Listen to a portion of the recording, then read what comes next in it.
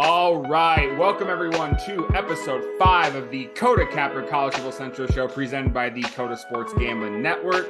My name is Kyle Comas, and joining me, we have the co-host of the Gabacho Baracho Soccer Podcast and an avid Hawkeye fan. We got Mr. Thomas Miller.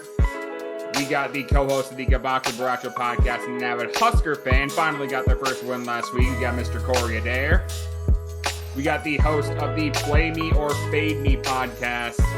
We got Mr. Action Junkie, and joining as a guest panelist, our first guest of the season, and it's been a guest the past 2 seasons now. We got the man, the myth, and the legend. We got Potato Gobbler. Fellas, week 4 upon us. How are we all doing today? I just want to say it's great to be here. Feeling great. This is going to be fun. And if that doesn't show commitment or not, PG actually didn't do 9 holes of disc golf to be on the podcast. So yeah, cut my round short for you guys. Oh, don't even play coy. You know you wanted a recorded episode. Oh, I was ready.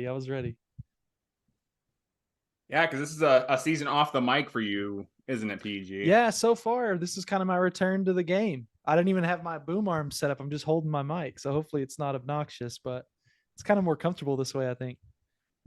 Sorry, if at any point in time you're at a loss for words, just go, I don't know what to do with my hands right now. Yeah, exactly. I can just kind of raise them into the frame. It's great. I will say, if you do start not another college football podcast after this podcast, you got to give this podcast a little credit because we brought you Absolutely. back into the game a little bit. It's a must-do move if it comes back. I don't think you'll see that back this year, but hopefully I'm kind of guest appearancing on some more podcasts here soon. So we'll see. Absolutely. And you know the door is always welcome here on this podcast too. All the Absolutely. time. Thomas, you're pretty quiet. How are you doing, buddy? I'm doing great. I'm happy to be back on. I missed last week, right? Yes. And I'm happy to be back. Excited to have PG on here. Very knowledgeable college football fan. SEC homer. Yeah. Well known. So I'm glad to have that mix in here. I thought Thomas was going to throw in liberal as a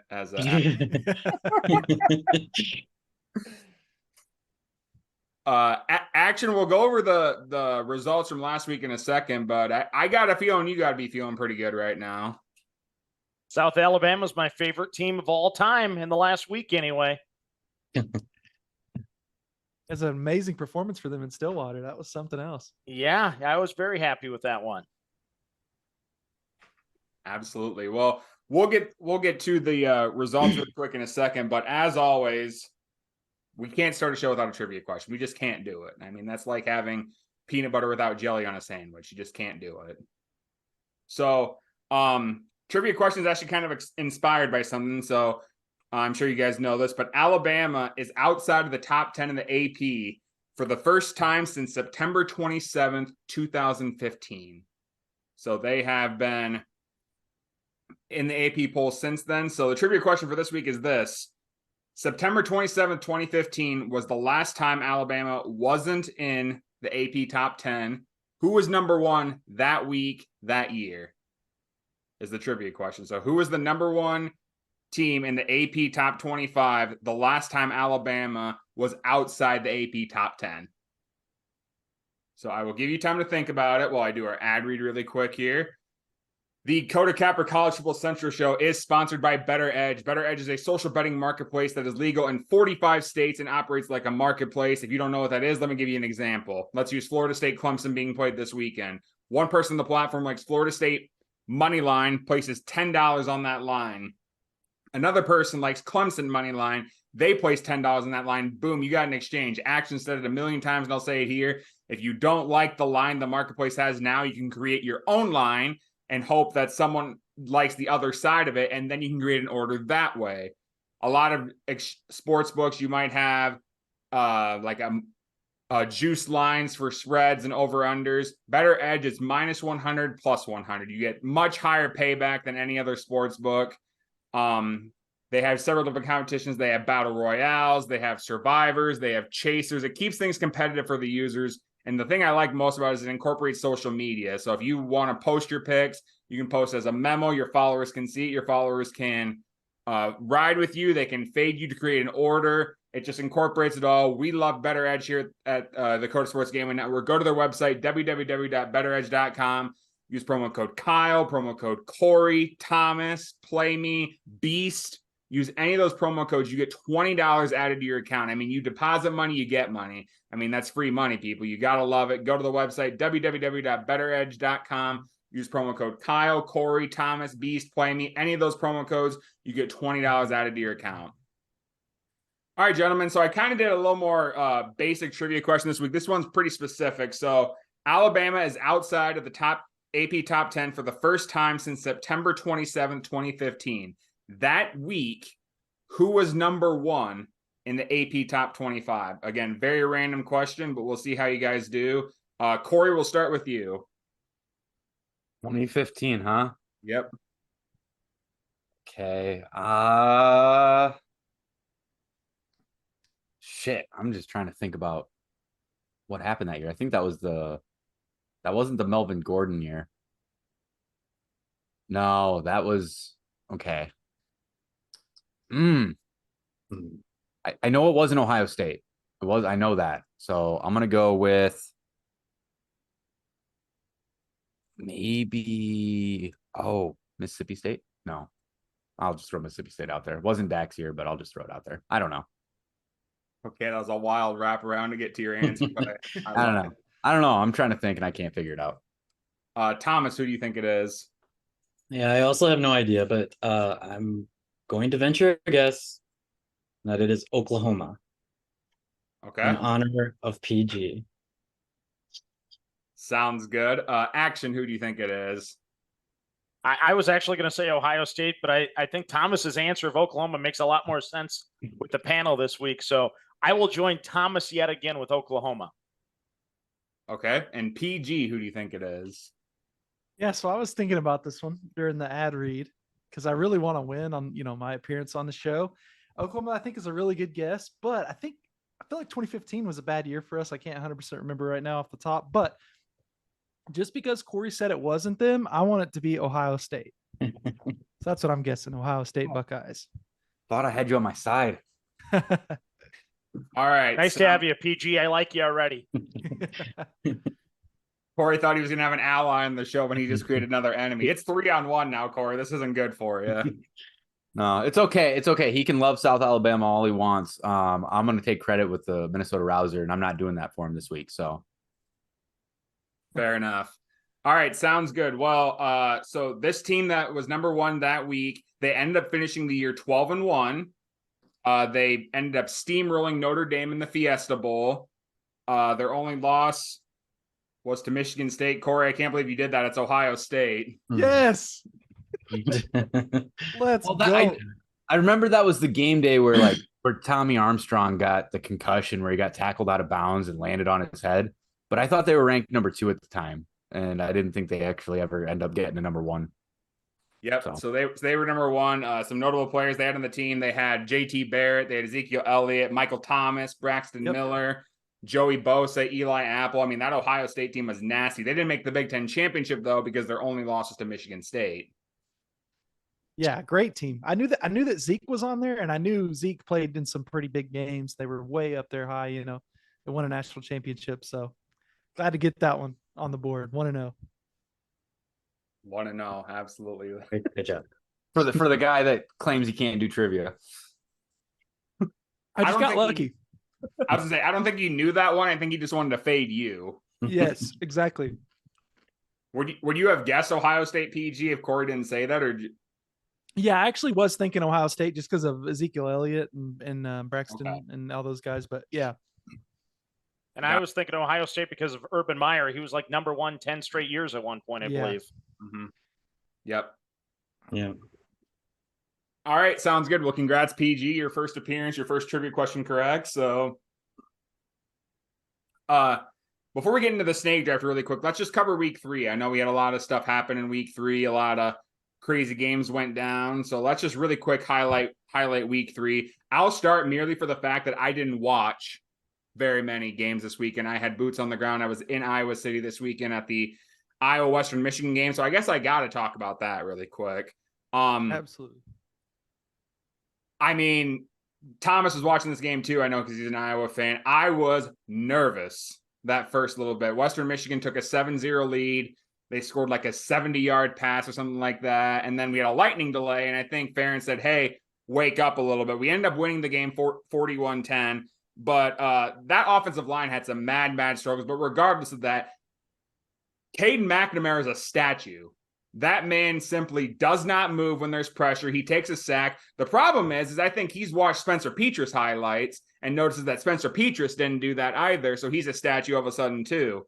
It was not a good game. If we play like we did against Penn State, we will get steamrolled in College Station. So I don't know. I was happy we won. I was happy with the final score, but man, oh man, I have a lot to be disappointed in too. But quick question for you, Kyle. Did Iowa cover that game? Iowa did indeed cover that game, yes. Did Iowa go over the 34.5 points I needed? They did go over the 34. Okay. Points. I love Iowa. They did a great job. They looked great Saturday. They did everything I asked them to do. They covered and they went over the team total. What more do you want? That's true. That's true. They were a great team in that aspect, but in a technical aspect, they were not a great team. Scoreboard, baby. And Kyle is the king of lightning delays because College World Series, same thing. Yeah, like that's when we right. went to, there's a lightning delay. And actually, PG, tell me if I'm wrong, but I think when we were in Kansas City, I think the weather for the baseball game wasn't looking that great either for a while there, but ended up turning out to be all right. It was hot. I remember that. It was really hot. Yeah. Yeah. We needed a rain cloud or two that day, actually. Just bad luck came my way regardless, but yeah, so that's all I really had to say. Again, I didn't watch much college football because I was in Iowa City, and yeah, so that's what I had there. Thomas, what about you? Anything really stand out to you week 3? Just a lot of the top teams struggling. We can get upset as Iowa fans about Iowa, and I think the line played better week 3, at least after the lightning delay. They started off really shitty. McNamara is clearly, I think, hurt. So he can't really run around. He does have a little bit better pocket presence, but like I really loved Brian Ferentz jumping his ass and calling him selfish. Everybody could read his lips, and he said, that was a stupid, selfish bullshit play. And I love that from Brian. I don't think he's calling terrible plays this year. I just don't think Iowa can execute things offensively very well. We're down to running backs. I don't know what Cade's deal is, if he really just can't move around and run or whatever. But I mean, if you go around the entire nation, you're seeing teams that are really good. I'm not saying I was really good. I'm saying other teams that are really good, they're struggling. Some teams have had it really easy, like Oklahoma, Oregon, etc. But other teams have been struggling, like Alabama struggled this week. Georgia struggled, so it's kind of interesting. I don't know if it's like a transfer portal thing. Teams need time to get used to each other or what, but you see a lot of the top teams really struggling bad. And maybe it's parity, maybe it's good. We'll see what happens though, I guess. Really starts up here. This week is going to be a heck of a week. Yeah, great slate this week. I'm excited to talk football for the week 4. Great slate. PG, what about you? Anything really stand out to you week 3? Well, yeah, I just was going to kind of expound on what Thomas was talking about. I mean, we look at South Carolina and Georgia. Everybody, unanimous number 1, Georgia. They're down 14-3 to what were they? 1-1 South Carolina at the time. They were down 14-3, unranked South Carolina in Georgia, mind you. And they were messing around for a while now. Georgia shut them down in the second half, but only win by 10 points. And I think the spread was like 24 or something. So, yeah, I mean, Thomas is right. You also had Florida State, Boston College, which I thought was an awesome game. The red bandana game for Boston College. For those that don't know, it's a pretty I don't know. They always just show out for that weekend. It's a very emotional weekend, and the team always shows up and plays. Florida State at one point was up 31-10, but they only won the game 31-29. So I mean, it was a play away from getting away from them. But Florida State, they survived. And then Texas and Wyoming, there's another one that was I believe it was 10-10 going into the fourth quarter, and then Texas scored 21 unanswered. So made it look a little easier than it was for a long time. So I don't know. Yeah, it's just kind of some weird football this weekend. But maybe all these teams are looking forward to big games this week. We've got a bunch of bangers this week. Yep. Very well said. Corey, what about you? Week 3. Well, I'll keep my Brian Ferentz opinions to myself. Thank you. I think he's anyways.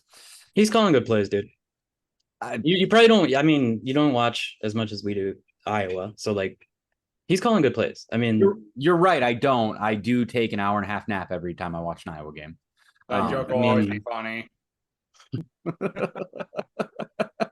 No, I don't think he's doing a terrible job. I just I don't appreciate when teams try to run scores up, and it doesn't matter what coach it is. Nebraska could do it, and I'd criticize Matt Rule. So it doesn't matter who does it. I don't like it any way around. I dislike Jim Harbaugh for doing it. I dislike Dion for doing it. I'm going to dislike Brian for doing it.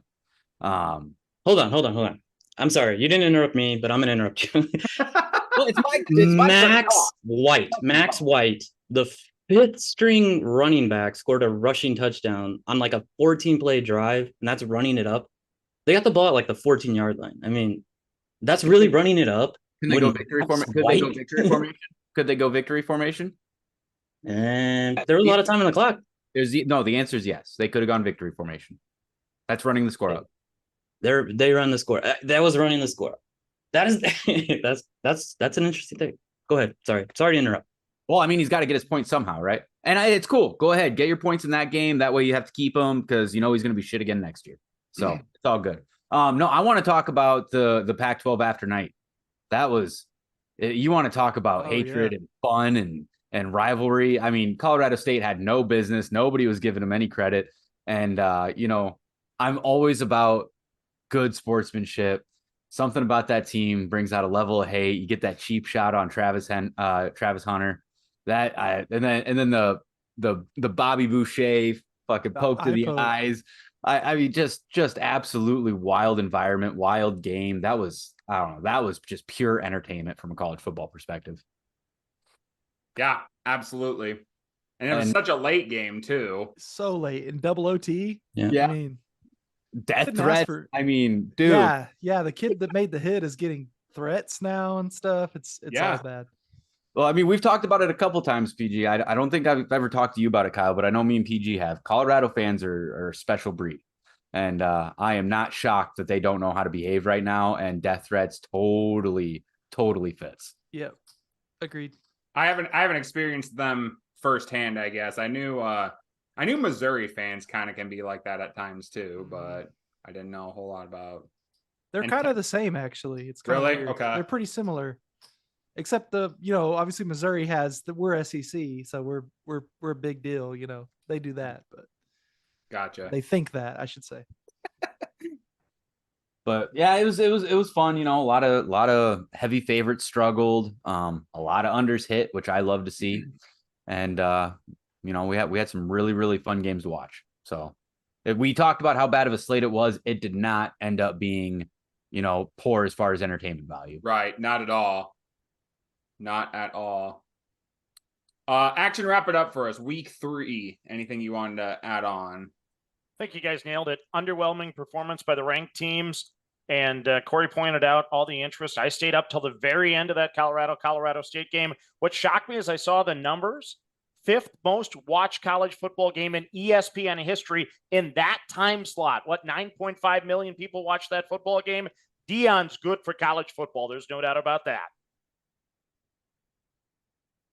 Yeah, it was a 9 p.m. Central kickoff, right? 9:30, I think. 9:30, yeah, somewhere in there. Yeah. It ended at 1:30 Central, I think. Yeah. At least.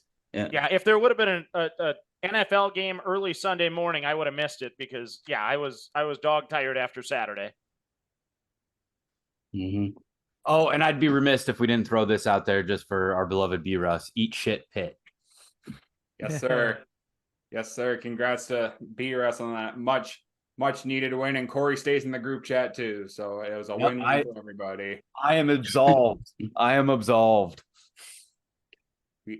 We have a clean slate moving forward, and now we can have a great college football season. All right, gentlemen. Well, let's move on to the main segment of our show. We have the Week 4 betting snake draft. So what we're going to do For those of you that might be watching for the first time, we're doing a 5-round betting snake draft. So we're giving you 25 different plays for this weekend. Every single person on the panel must have a full game spread, a full game over under, a money line, a team total, and a first half. It can be money line, spread, or over under, just a first half play. Really quick, let's go through the standings. And I don't think there's going to be many people that are going to have the week that Mr. Action Junkie had. 5-0 plus 17.61 units, all thanks to South Alabama. So he got his first snake draft win of the year. Beast came in second with a 2-3 plus 1.24 unit day. Corey came in third with a 2-3 minus 1.64 unit day. And I came in fourth with a 2-2-1 minus 4.9 unit day. And by the way, Corey, fuck you to Nebraska for giving up that freaking touchdown late in the game that cost me that under. Just absolutely no reason to give that up, and just gave it up. The total soared over after that, and Nebraska scored a touchdown with like 3 minutes left. Fine, whatever, that's fine. But to give up a touchdown at that point in the game with 9 seconds left, that might be one of the worst beats I've had. And I'm not saying fuck you to you. I'm saying fuck you to the Huskers for giving that up. Okay. Want to talk about, I think having the under in that Colorado State game is the worst beat personally. And I would also like to point out two things. Nebraska held them to under 100 yards of total offense before that last drive, and it was their third stringers. But I don't care about what happened before that. I'm talking about that play. Yeah, I don't think the books refund you because it's third stringers. Right? I'm just throwing that out there. Mm-hmm. Fair. So, do you want to guess what string Max White is at Iowa running back depth chart? I think right now he's what, second or third string? Yeah, he's probably third now. Third, yeah. There's two guys hurt, but I mean he's fifth string running back. The end. All right. Anyways, Best guess. So we're gonna. Brian Ferentz is gonna stay on his offense coordinator no matter how many points they get. There's a new AD. Correct. That was put in by the old AD. Corey. So to move on here, so how this is going to work. So everybody has to have all 5 of those categories for bets, and then each round is worth a different amount of units. So your first round should be your most confident plays. Those are worth 5 units, not 2 win, not anything like that. It is just straight up 5 units. Round 2 is worth 4. Round 3 is worth 3. Round 4 is worth 2. Round 5 is worth 1. Again, you have to have all 5 categories, and then whoever does the best betting wise will have a prize at the end of the year. I think we'll keep track of the panelists that are on normally, and then PG will be the first of our guest panelists, and we'll have a guest panelist standings as well. So we'll make sure we do that. But we did do the order again via the wheel before the draft. The order is going to go PG, myself, Corey, Thomas, and Action. It sounds like the trade got vetoed. Did it? I didn't really care. No, I didn't care either. I was just messing around. Okay, do you guys want to trade picks? Done. For all the rounds, or for Yeah, please. Okay. Yep. Sounds good. Let me make note of that. That's the first ever I can't trade think that fast happened. enough to have back-to-back picks. It takes a Nebraska guy to be able to do something like that. All right. For knowledge, right? Absolutely. You're right. So, okay, change the order now. So it's going to go PG, myself, Action, Thomas, Corey. So Corey will have the back-to-back. But PG, you do have the number 1 overall pick, worth 5 units. The board is wide open for you. Who are you taking? All right. So I'm going to try to set this bet up and then really hammer it through because I'm excited. The board's wide open. It's a great slate this weekend. I'm looking at a game that maybe some people are overlooking. I'm going to go with the spread here. I'm going with the Ole Miss Rebels at Alabama +7 on the spread. I think Bama's in trouble. Bama was a team I was fairly high on. I put out a Jalen Milroe to win the Heisman ticket. Thought he had fixed some of his passing woes. We'll say, though, Bama is going back to him at quarterback, but at the same time, there's film on him now. Ole Miss is a very good team. I think they're a little overlooked. They're 3-0 right now. I think they're 3-0. They're also 3-0 against the spread. So got them playing really good. Now, that said, it's not easy to go on the STC on the road, try to play against a great team like Bama for sure. But I think Lane Kiffin's got this team playing the way he wants them to, and +7, it's a good football number. And Jackson Dart's playing really, really good football right now. So absolutely. And, Lane Kiffin's a good quarterback coach to begin with, and he's got a guy that's doing what he wants him to. And, the kid's having one of the best seasons of his career. So it's seems like a little bit of a match made in heaven right now. We'll see, but I think they cover this number. I wouldn't be shocked if they won it. Just going to throw it out there. Ooh, okay. Might be a pick later on. Who knows? Could be. All right, so I'm up now. You guys are probably gonna guess where I'm gonna go. We'll see if it comes as a surprise to you or not. Florida State -2.5 is gonna be my play here. I think I know they dang near lost to Boston College last week. I understand that, and I get that. But here's the thing. They played a really, really, really solid LSU team who right now I think might be one of the front runners in the SEC West. And they hammered that team. This is a big game team that comes out in big game moments. I'm still riding with my Heisman pick, Jordan Travis, and Heisman winners have big games and big moments. And I think Jordan Travis is going to have a Heisman-like game, and he's going to take down that scumbag Dabo Swinney and the Clemson Tigers. I am taking Florida State -2.5 for 5 units. I love it, Kyle. That was one of mine too. I love it. All right. I don't think anyone else loves it, so we'll move on. That's a good pick. Good pick. Good pick. No, it's all good. I'm just kidding. Action, you got after a trade, you now have the 3rd overall pick, so it is all up to you where you want to go here. My screen froze there, so there we go. 5 units, huh? Let's go Utah money line. I have -198. A revenge spot for me. Bruins pulled the upset last year, 42-32 as a 42-32 as a 3-point dog. We know there's some injuries on Utah. I don't know about Cam Rising, but I think Utah wins this one at home. UCLA, I don't know if they're going to be able to score against this team. Utah so far has given up 11 points, I believe it was, to Florida. They gave up, they've given up 31 points all season long. So I think Utah's defense is going to give UCLA a lot of trouble. I'll take him on the money line. I love that play. And to go to your point about you don't know about Cam Rising, I don't think anybody knows about Cam Rising because Kyle Whittingham just simply will not let anyone know his status. And the defense I trust. Yeah, absolutely. One of the best. So, nope, I like that play a lot. That was one of the money lines I had too. So, all right. Sounds good. Thomas, we will go to you with your 1st round pick. I'm gonna play BYU +9 at Kansas, -110. BYU had a big upset last week, this past week, at Arkansas, held KJ Jefferson in check. I'm not gonna say that they're gonna win this game like they did at Arkansas, but I think they can do the same sort of thing to Jalen Daniels, and yeah, I mean I think they're definitely keeping it within 9 points.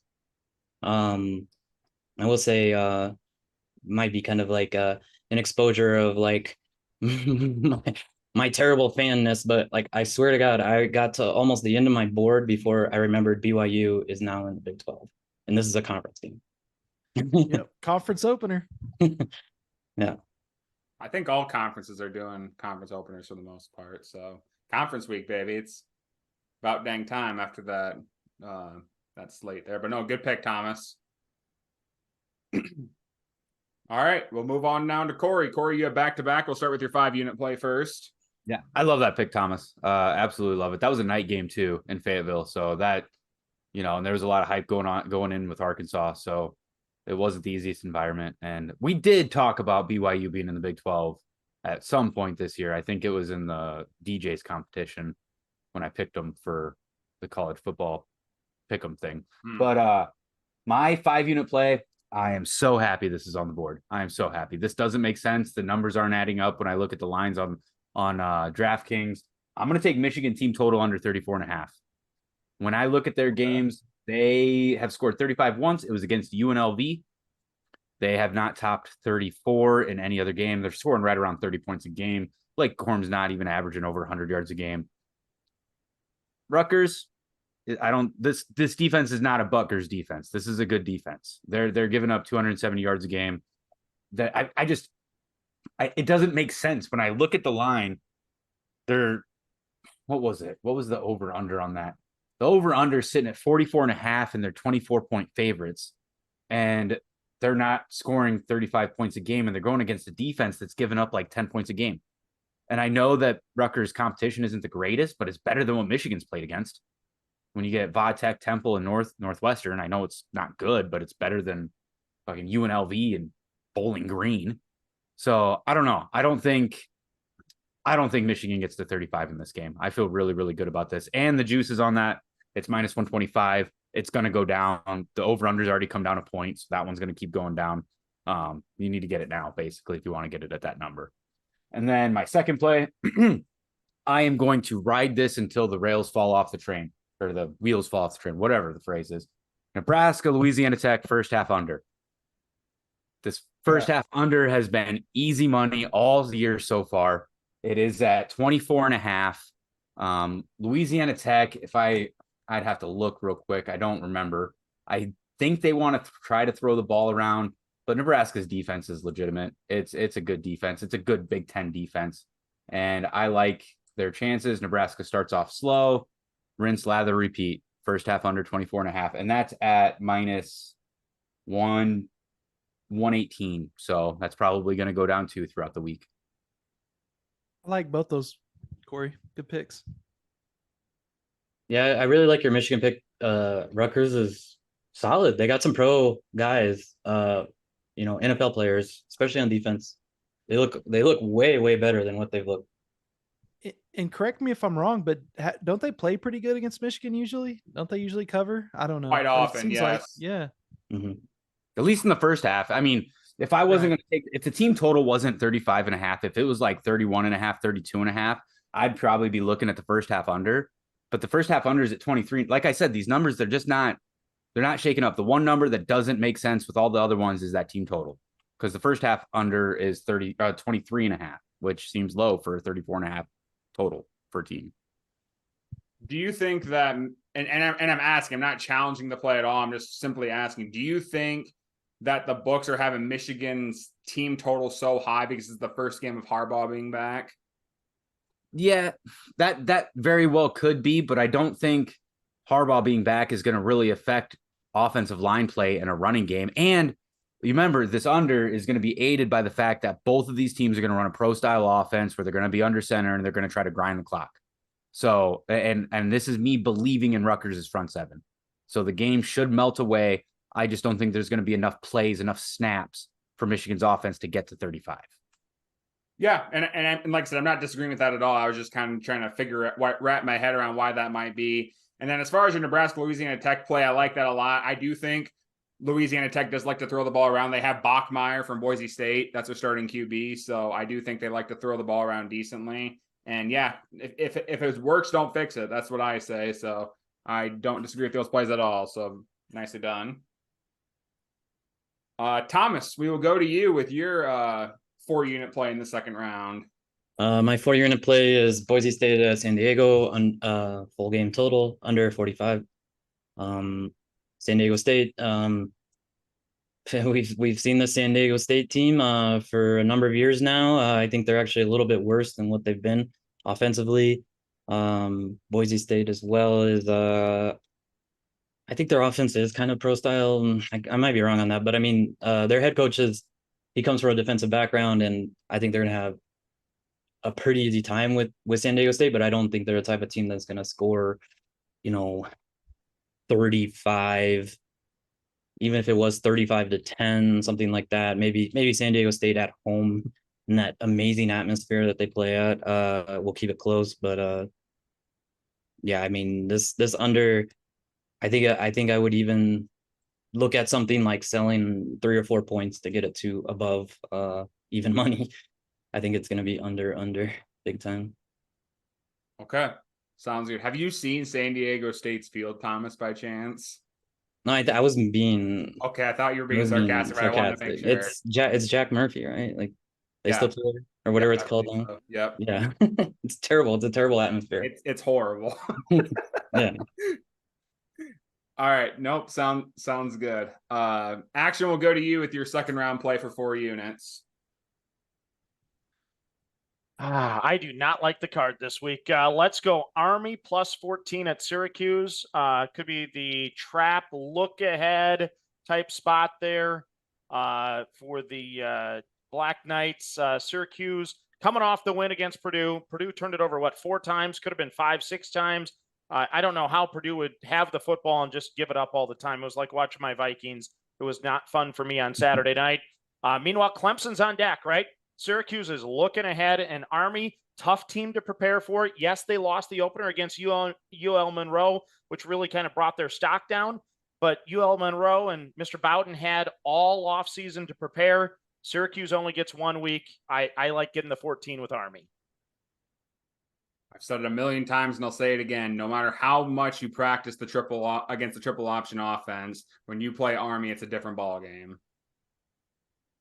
I really like that play action. Really, really like it. We were talking about that in the group chat too. That Army offense is not the same Army offense anymore. There are some weird changes to it. I noticed that they ran like a wing T look at a shotgun even. I don't know, but it's giving teams fits. Those changes that they made, it's really giving teams fits. So, I like that play a lot.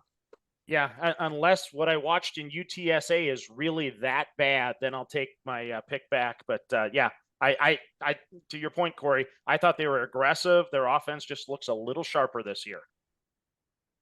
Yeah, it's like a what do they call it? Like a pistol triple option almost, right? It's pretty weird.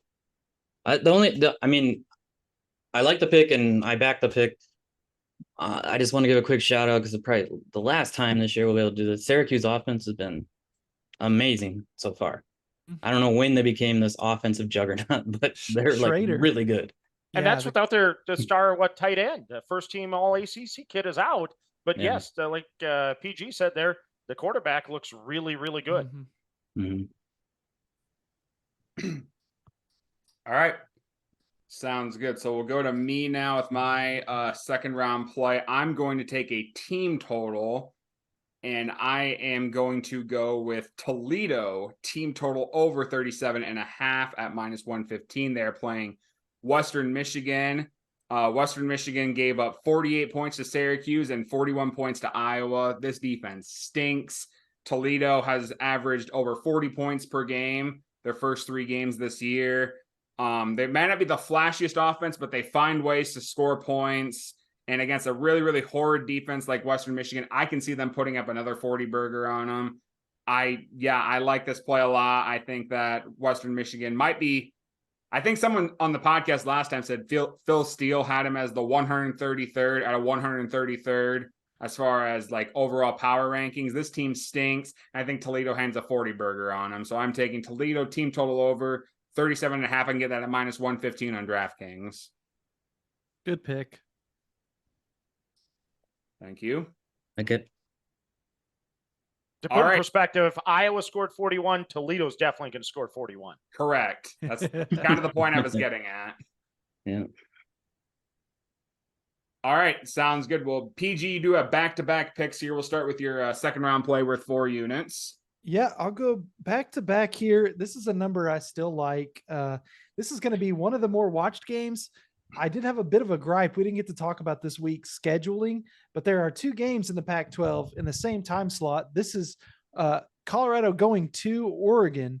At that same time, UCLA and Utah is going on. So I don't know. I'm pretty sure the conferences have the final say. But anyway, both these games are going on at the same time. But I'm going to be watching Colorado and Oregon. I'm going to be taking this over. Gosh darn At it. 70.5. I knew someone was going to take it, so I feel Yep. like this is a good time to jump on it. It's going to be an electric game, really fun. It's a large number, but I think we hit. I was saving that. I got to stop doing that because Beast took my what was going to be third round pick last year. PG just did that to me here. I love that play. I had it written down too. It's almost like a principle thing too, PG, when you see two Pac-12 schools with a total over 70, you just go with the over. Yeah, it's going to be. Now, do I wish this was a Pac-12 after dark thing? Yes, absolutely. That's just a free extra, I don't know, 2-3 crazy touchdowns that should never happen. That's when they happen is in the Pac-12 after dark. But I'm hoping Pac-12 briefly after brunch is going to be just as good. I think it'll be noon 30 there when this game kicks off. So we need a bunch of drunk Oregon fans in there having a great time. That's my over under. And then I will say, PG, before you do your third round pick, if that was a Pac-12 after dark game, you wouldn't have gotten it because that would have been my first round pick. I absolutely would have hammered that over if it was a Pac-12 after dark. Yeah, you kind of have to. So I love it. Okay, so next I'm gonna go with. Okay, so what was Thomas's pick on the Air Force game? I only caught the end of that one. He didn't pick anything for Air Force. Oh, okay. Yep. Okay.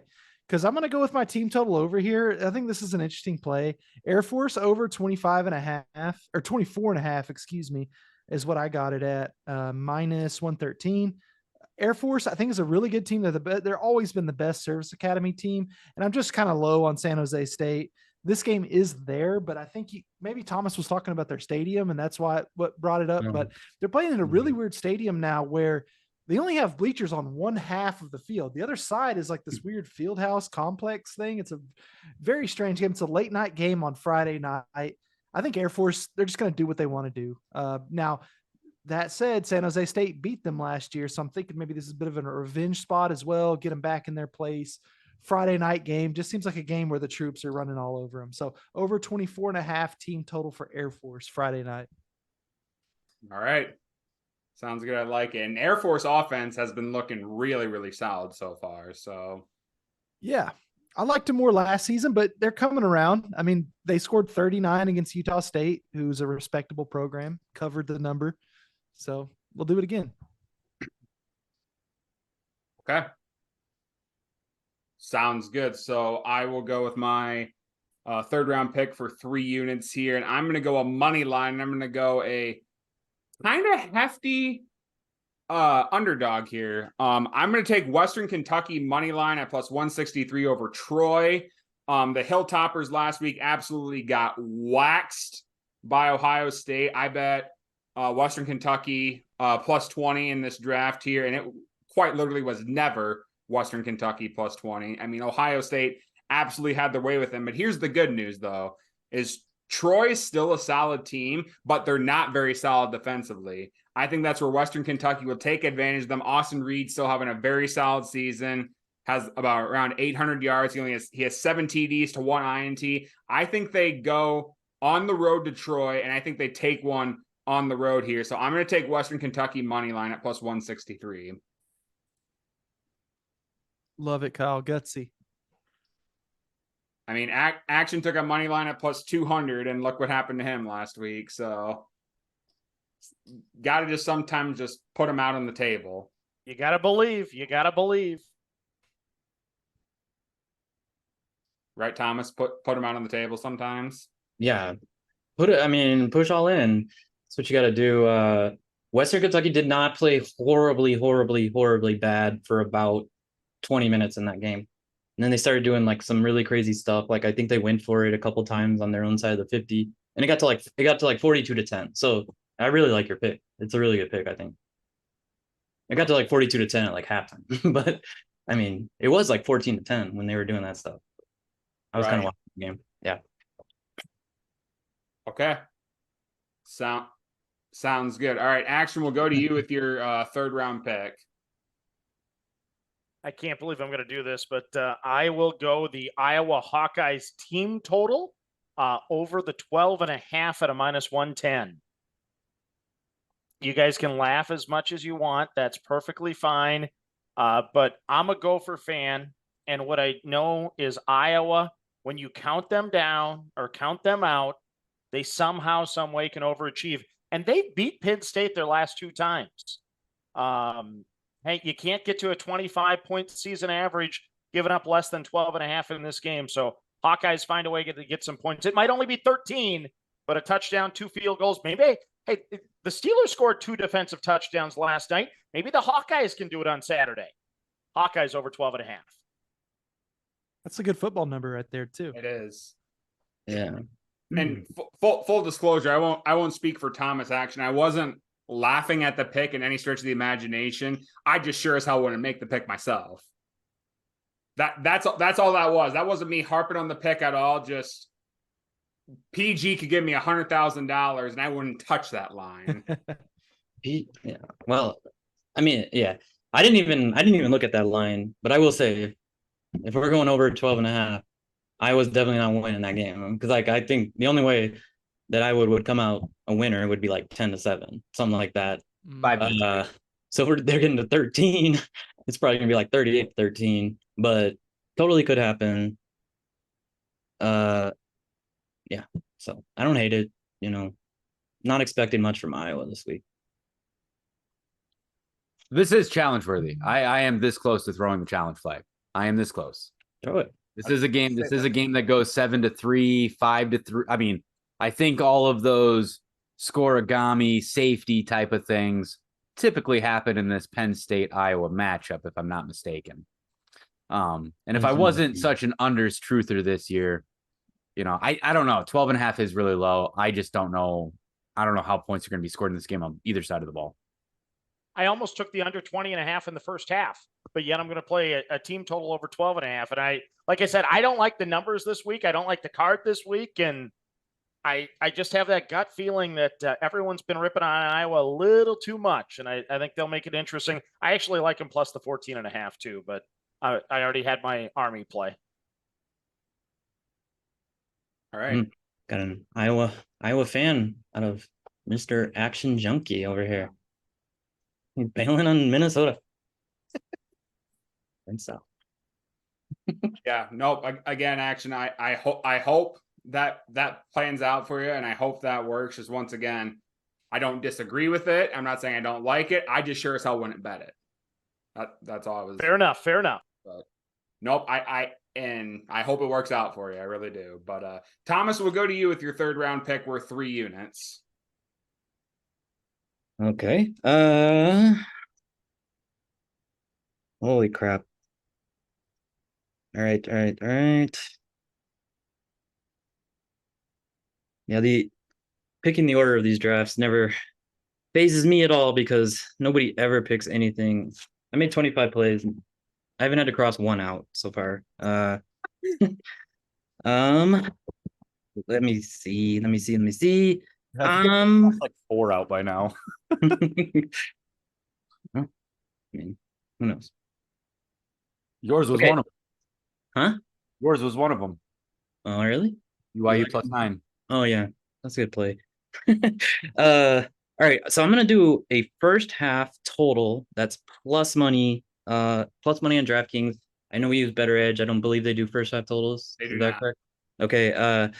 So at this moment, it is plus 110. Minnesota at Northwestern, first half total under 19.5. I think this is gonna be this is a night game too, right? 6:30 or something. I think it's the same time as some other Big Ten games, I but do believe so. Yep.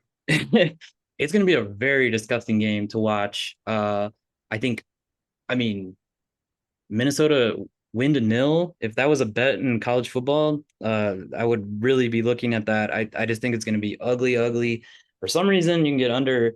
The full game total is, I don't have it, but no, I do. 38. And minus 110, but that under 19.5 in the first half is plus 110 at this moment. I think we've seen Northwestern a little bit. They beat like UTEP or something, right? Minnesota has kind of shown that they're not very good on offense. They scored their points against Nebraska after a couple turnovers. So I think it's going to be extremely low scoring. I like the full game under, but I'm going to take that first half under 19.5. Okay. Sounds Action. I guess I'll ask you. I actually really like that play as a Minnesota fan yourself. Any idea why that might be plus money right now? Well, I mean, the number's under 20, right? So anytime it's under 20, I think you're going to get that at plus money for the most part. But I don't disagree with the play for Thomas. If the Gophers give up more than 10 points for the game, I'll be very disappointed. I know that much. Now, offensively, here's what you have to worry about. When the offense for Northwestern might be that bad, they could turn it over, and that's how you could lose your under. It's probably not going to be because the Gophers all of a sudden blitz them for 21 in the first half offensively. But, I like the play. Maybe it's 10-3, 13-3, something like that going into halftime. I would be on your side. I wouldn't be on the over. I know that. Okay. Sounds good. All right, Corey, we'll go to you with your back-to-back picks. We'll start with your 3-unit play in the third round. Yeah, I think are we like in the safety circle right now? Is this a truce moment? Because thank you, Action. Thank you, Thomas. Seriously, thank you guys. I don't know why you're trying to help me out here. I don't know what's going on, but this couldn't go any more perfect than it just went. For my 3-unit play, both of them are available. I don't know. Let's go. We'll take Iowa plus 14.5. Ooh, wow. Just go ahead, reiterate everything that Action said. I think we're in for a classic Iowa Penn State 5-3, 7-5. What? There's going to be a 5 on the scoreboard somewhere. There's a 5 somewhere. That would be crazy. All right. There's a 5 somewhere. And even if there's not a 5 somewhere, I don't think this Iowa team is going to get the break speed off of them. I don't necessarily think Penn State is as good as their ranking says. There is something to be said about, playing at Penn State at night. That's a little difficult, but if there was ever a team in the Big Ten that overachieves when they play at Penn State at night, that is the Iowa Hawkeyes. All right. So that getting that over with. Thank you, Action, for not taking that one and taking the Iowa team total over. I really appreciate that. The other one I'm going to take is the Minnesota Northwestern full game under. It is at 38. I was debating between that and Minnesota's team total under, but I already took Michigan's team total under. But Minnesota's is at 24.5. They've got no reason to be 24.5. This number at 38 is already low. Minnesota's not scoring 25. So if they're not going to score 25, I think this under hits full game. So give me that at 38. I think the Iowa plus 14.5 is minus 112. And then the under 38 is minus 110.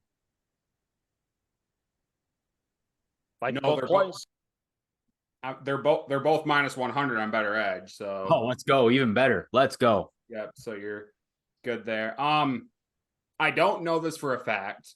So if I'm wrong, someone please feel free to tell me. I do believe this is the whiteout game for Penn State. Is the even only better. Thing that makes me nervous. Well, I mean, why? Yeah. Last time Iowa went to the whiteout game, I don't know if you remember, Kyle, you were pretty young. It was the Claiborne punt block.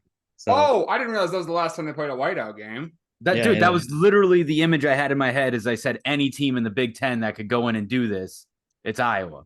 Mm-hmm. I'm literally picturing Adrian Claiborne returning a block punt for a touchdown. Yeah. I believe both teams scored less than 10 points that game. Maybe 10 max. At Penn State, final score was 41-21, Iowa. That game? No, that was the COVID year.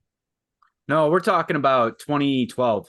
Yeah, it was like 20. I think it was like 2012. Okay, I'm wrong decade. Sorry. Yeah, it was like 20-10. Like Iowa got points because I think it was 10-5 when that happened. 10-5. Wow. And then Iowa ended up getting maybe like another touchdown or something. But yeah, it was in the teens. You're right. And like, what's his name? Help me out, guys. Drew Haller? Drew Aller. Yep. Like he has not. I've watched Penn State for minutes. Watched a lot of the West Virginia game. Not impressive at all. Like, so I mean, he could just solid. Yeah, just a solid guy. Nothing NFL crazy about him. And I think for that spread that for Penn State to cover there, they're gonna have to run the ball better, and they haven't been running the ball all that great. And I don't think you want to be throwing at Iowa's defense. I think that's the strength of their defense this year. Not necessarily run defense like usual, but if you're gonna try to throw it around, they're gonna get a couple picks. Okay. And they got carved up a little bit. Another corner's out for gambling. Another suspension today for gambling. Wait, so are they doing 1 game suspensions for that, or what are they? It's a guy who just came back. He played one game. He played the game last week. Jamari Harris. and he's out 2 games now for gambling.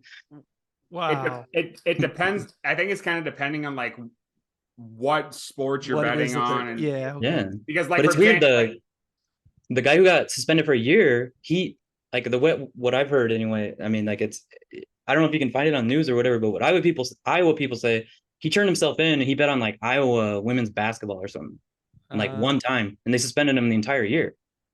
It's like a really weird investigation. A lot of Iowa and it's a Iowa mess. State fans are really confused about what's going on with it. It'll be interesting to see what the final verdict is on all that Did stuff. he win that bet or no? I don't know. Unless it was who knows? Iowa Not women's much of a basketball is judge. pretty profitable if you bet on them. I will say that. I would bet Caitlin Clark over every game. Yeah. I had something for you, Thomas, and I forgot it. Oh, yeah. And so like for example, PG, like Hunter Deckers, the quarterback for Iowa State, he was betting on his own team, so he's Yes. done. Whereas like Yes. what Tom's saying with corners, I Yeah. think they might bet on a couple games that A maybe different not their sport. own team, but like another Yeah. sport, and then they get suspended for just a couple games there. So it Okay. varies Yeah. based on what you're betting on and what who you're betting actually on. wagering. Yeah. If Yeah. you have Right. an effect on the game or not, obviously. Okay. Which Hunter Deckers is a douchebag, so I have no problem with him not. Spoken like a true Iowa fan. Iowa State is No, a mess. Yeah. No, pretty bad. I'm from Northwest Iowa, Corey. I rooted on Hunter Deckers. Everybody, I was gonna say everybody that I know from Iowa State said he is a douchebag. So I'm glad he's. Anyways, enough of that. Thomas, your 4th round play worth 2 units. Once again, all 5 are available, which makes it so much harder. I'm going to take Washington team total over 40.5 Wow. versus Cal. I'm all in on these Pac-12 teams. This one I believe is a Pac-12 after dark game as well. I think this is a 9 o'clock kickoff, 9:30 I'm kickoff. scrolling down. I'm checking right now.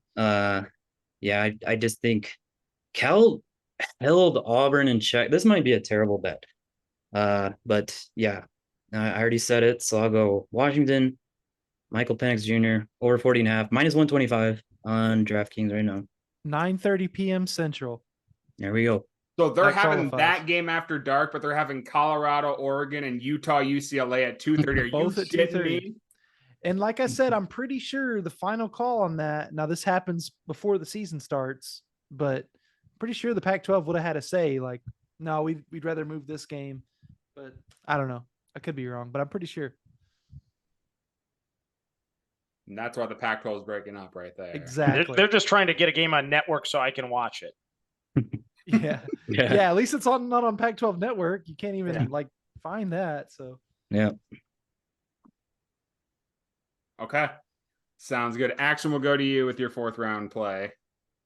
Let's go UNLV UTEP. First half under 23.5 at a +100.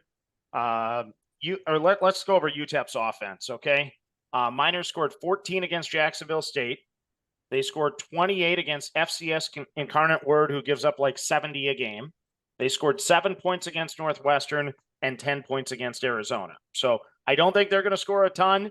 UNLV on the flip side, yeah, they're coming off a 40-point performance against Vandy last week, but UTEP's defense isn't that bad. First half, we're going to see a lot of running, short or long possessions, eat clock. We'll go under 23.5. And you said that was a -110 action? No, that one's at a +100 actually out there. Oh, perfect. Under that key number 24. Yeah. It's like a lot of those first half numbers you can get at even or plus money. I noticed it's pretty. Especially on the unders. Yeah. Yep. And it also doesn't help too that we're recording the show on Tuesday. I bet if you looked at those games Saturday, that might be a different number. But Absolutely. Oh, I can promise you that the ones that I was throwing out there, those lines are going to change. They changed a lot last week too, even. like the juice you're saying? Yeah, like no, I think it was Nebraska's first half actually dropped a full point or 2 points before it happened, before the game kicked off. Colorado State's went up multiple points before kickoff. Like they'll change between now and then. Fair enough. Okay. Sounds good. Good play action. I actually really like that play. So it's my turn now. PG took my total, so I had to pivot a little bit. So I'm gonna go with the other game that I had listed here. And I am going to go with Ohio State Notre Dame under 54.5 is going to be my play for the regular total. These two teams, they play each other very, very close. And in their last 4 matchups, an over under 54.5 would have gone under 3 times. These teams play each other really, really close. I think this is going to be the first true test for both Hartman and McCord. And I think the defenses are really going to be the stars of this game. I think they're going to pressure those two a lot, and I think the game's going to be fairly low scoring. I think at most it could be like 27-24, but I don't think it's going to get above 54. So I'm going to take Ohio State Notre Dame under 54.5 as my total. Very nice. Yeah, I like that pick. We've been talking about scheduling. It's another kind of interesting one where Iowa Penn State, I don't know how much national attention that draws, but it is technically a ranked matchup. Same kickoff time as Ohio State Notre Dame. So you got to pick either one of those or have multiple screens. And I was going to say, too, the primetime game on ABC, we have all these great slates of games. The primetime game is Georgia UAB. It's a great game. Like, what? Because the 6:30 ABC, that's normally when like Fowler and Herbstreit are calling that game. You're telling me that those two are calling Georgia UAB when we have all these great games going on? Yeah. I don't know. That's the lack of the Big Ten on the ESPN family of networks, right? Yeah. Yeah. Have we talked at all about how the Iowa Penn State game is going to be on CBS? I think this is the first major Big Ten going to be on CBS. Yeah. Mm-hmm. So yeah, Rutgers Northwestern was on CBS. So let's pump the brakes on major games. On big time major on a big games. time game. Yeah, Northwestern Rutgers, such a clash banger, if you will. clash of Colossus teams right there. Indiana, Ohio State, too, I believe, was a prime time. Yeah, yep, it Whoa. was. Yep. So, You're right. Yep. So maybe not the biggest, Thomas, but it's up there. It's getting good. All right. Sounds good. Well, PG, we'll go to you. You have back-to-back, so you actually round out the snake draft. We'll start with your fourth round play worth 2 units. So correct me if I'm wrong, Kyle, but I need a first half bet and a money line. Is that correct? Yeah. Cool. Well, first off, I'm honored to make this pick. Kyle, you know I love this team. The Oregon State Beavers money line. Now they're at Washington State this week. It's a 6 p.m. game on Fox. Going to be a banger. Really excited, but I just like what I see from Oregon State. Now they didn't play just amazing last week, but if you dig into that game, they beat San Diego State. It's a good solid program. They beat them 26-9. So the defense is playing well. They just didn't cover the full spread. So, but we're going to go money line here. They beat Washington State last year. Washington State's I think an underrated kind of team right now. Got a good quarterback doing some good things. I just love the style that Oregon State plays with. I think it's a good counter to the current sort of meta of college football, if you will. It's just, they're just doing stuff differently than others. And I think it fits perfectly here on the road at night. Give me the Beavers on the road, minus 145. Okay. That's my money line bet there. And then I've got a first half bet, KU BYU. So the Mormons traveling to Kansas for the first time, season opener, first half over 24.5. Let's see, minus 105 is what I see it at. Excuse me, it's over 27.5 first half. So it's under 4 touchdowns. I want to make sure I get that right because that's a big difference there. But yeah, under 4 touchdowns.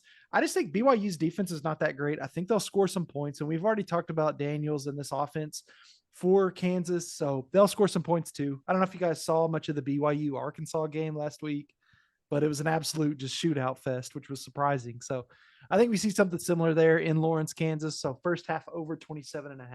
Yeah, our boy Keaton Slovis is probably good for a couple first half touchdown passes. Yeah. Yeah. I mean, he's on the Heisman track. I knew you were going to say that. He's putting up huge numbers. If they win the Big 12, I mean, I'm gonna look like a genius from last year when I called it when he was on Pittsburgh. So. I was just about to say it, but I knew you were going to say something. And going back to Oregon State here really quick, PG, you know, I've been very firm on the DJU sucks train. He doesn't look too bad. He doesn't look too bad. Here's what we can take away. This offense is definitely better for him, number one. And then number two, let's look at what Clemson's done this year so far.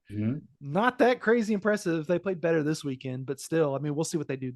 This is the big test this weekend, but so far it's kind of looked like the same old Clemson offense. Looks really clunky and doesn't really get it going. I saw that their running back got into it with their coach last week, the offensive coordinator, I think it was, for basically he got him all the way down the field, and then the coach gave it to another player to score the touchdown. He wasn't happy about that, but I don't know. I just think Clemson's a bit of a mess. But that said, DJU and the better offense for him now. I think he's playing good ball. Yep. Yeah. Hammering Beavers at night. I'm on that train. Nothing wrong with that. We all know Thomas loves Beavers. Love to hammer the Beavers. You're doing too much now, Kyle. Okay. You're setting him up too much. I'll tone it down. The problem is I set him up for like a layup earlier and he didn't take advantage of it. So now I'm trying to give him too many layups, and I think it's starting to. I didn't get putting my genital onto a table. I didn't follow. I'm sorry. I'm sorry. I missed that layup. I went in for the layup and I hit the underside of You bricked it. the hoop. Okay. Well, enough of that. Okay, so I am up now. I'm going to I have a first half play I have to take, and Action talked about this game, and he said trust in their defense, and I think the defense is going to shine here. I'm taking Utah UCLA first half under 25.5. I can get that at -110. One thing about a Kyle Whittingham Utah team is that defense is solid every single year. They make sure that teams earn everything. Nothing comes easy. Utah is also 3-0 on the year to the first half under. Again, we talked about it earlier. I don't know the status of Cam Rising. If Cam Rising doesn't play, I like this a little bit more. And even if he does play, it's going to take a little more time for him to get into a rhythm and so on and so forth. But I don't think UCLA is going to score a lot of points on that defense. And I don't think Utah is going to score a lot of points in general. So I really like the under 25.5. I can get that at -110 on FanDuel. And if I could just speak real quick on this one, this is a classic Big 10, Big 12 matchup here. And I love it because, and actually, Kyle, I would say your first half bet's great for a couple reasons. Number one, this is going to be a 12:30 game on the West Coast. I believe Utah's in West Coast time. They could be Mountain time, but either way, it's during the day. You don't have to worry about Pac-12 after dark, especially in the first half. Love it, Kyle. Thank you. Okay. Sounds good. Actually, we will go to you with your last play worth 1 unit. Since Beast isn't on the show this week, I got to honor him by taking the Maryland-Michigan State game under 52.5. Michigan State obviously in flux, but I think they have a decent defense. For whatever reason at home, I think they'll keep it under the 52.5 in that game. I mean, do they have a defense? Like, I don't know. Washington kind of took it to them. But Washington's going to take it to a lot of teams. Challenge. Oh, boy. Here we go. That's fair. Challenge. Get them. What month are we in, boys? September. That means torps and points, baby. That over is hitting. Tua Tagovailoa, or not Tua, Tulia. I can't fucking. Talia. Tagovailoa. September, Maryland, torps, points. They have not entered the grind of the Big Ten schedule yet. It is not October yet. It surely isn't November yet. Points. In a lot of weeks, I would, go head to head with you, but I did not like the card. I can't even stand up for it. We'll see how it goes. You get a +1 there, Corey. What's the tally at right now, Action? If you haven't noticed on this one, I'm not picking on him because I had a family member saying that Corey seems nice and I was being mean to him. So I am taking a very soft approach this week on this show. So with all due respect, I don't even want to say how many I'm up on him year to date. Hey, you know what? I will happily take your family's Minnesota nice, and I will show you my Nebraska nice. How about that? Okay, fair enough. Just I do want to win this bet though. So give me the under 52.5, lock it down in stone. We'll cash that thing. It might be 52-0, but I'm going to cash it. That's a I was gonna say that's a possibility. Very well could be happening. Antonio, whatever his name is, back at Michigan D'Antoni State. back as the special D'Antoni. assistant. Yes. Yes. Wow. Has Mel Tucker been officially fired yet, or They're taking steps to fire him, or there's some kind of it's with the whole cause. thing. Yeah, there's a whole thing because there's so much money involved. I think it's 70 million if he were to get fired with cause that they would save. So there's gonna be a lot of red tape. I don't know how long it'll be till he's officially fired, but he's basically been relieved of his duties, or he's not around the team. It's weird. It's weird. okay? Sounds good. I had a joke, but I decided not to say it. Thomas, we'll go to you with your last pick. All right. So I tried something new here, even though I won the 2 weeks that I did play these snake drafts. Just a reminder to all the panelists. I Trust didn't me, win we were scratching our head for 2 weeks, Thomas. Yeah. I'm just kidding around. I'm gonna take my money line as my 1 unit play, and I'm gonna take Mexico to upset my Minutemen. UMass, Whoa. I believe they're still down. First string quarterback, second string quarterback is banged up. They've looked terrible. And I mean, this is, in comparison to what they normally look like, which is really bad. I really think New Mexico has what it takes to travel to wherever UMass is, wherever their campus is. Amherst. Thank you. I knew somebody would know. Minutemen. Yeah, he went up there. He went on that trip to Boston. All right. UMass is -3 money line or spread favorite. So New Mexico plus 145 on the money line. Okay. That is a in the weeds game. I would not watch one damn play of that game, and I'm a sicko. I just could not. That would be Yeah, there'll be turnovers. There'll be run plays for 3.5 yards. There'll be some punts. What's more sickos this week? This is a good question. You brought that up, PG. Not trying to steal your thunder, Thomas, but that really is a sickos committee matchup. What's more sickos committee? You said New Mexico, or is it the Lobos or the New Mexico State or New Mexico? New Mexico. New Mexico's. Okay, so yeah, the Lobos. So Lobos, Minutemen, or Cowboy Cyclones. Which one's more sickos committee?